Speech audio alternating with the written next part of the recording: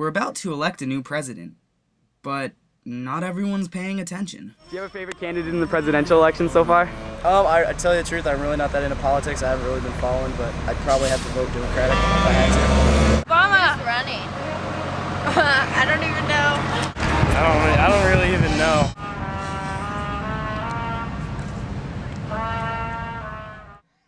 But if young Americans are truly apathetic, there could be some serious consequences.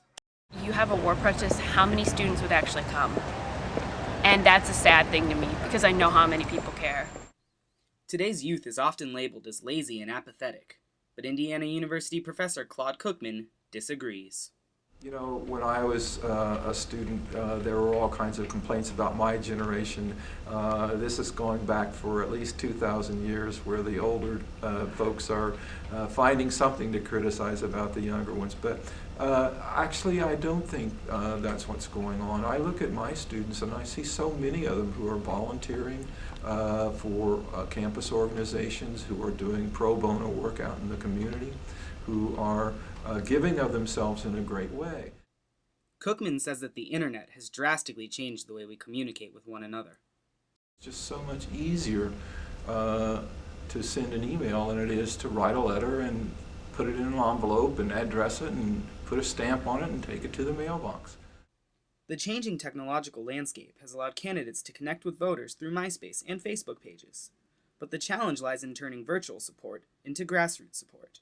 And one Indiana University student group has had a surprising amount of success. Do you know who Ron Paul is? I love Ron Paul. Oh, thank God. I don't know where it came from. Ron Paul is apparently becoming this big thing. All of a sudden there's been a lot of Ron Paul-lessy around campus. There's been people wearing his t-shirts. There's been spray-painted Ron Paul faces on our sidewalks. And I'm very curious to see what he's all about.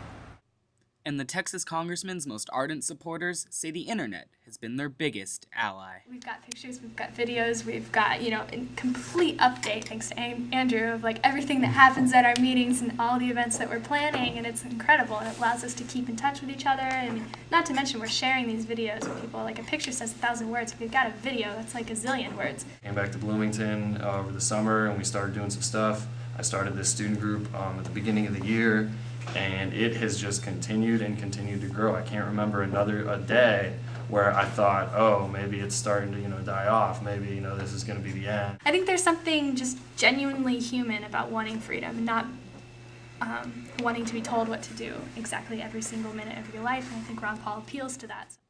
And even though the campaign hasn't reached every potential voter.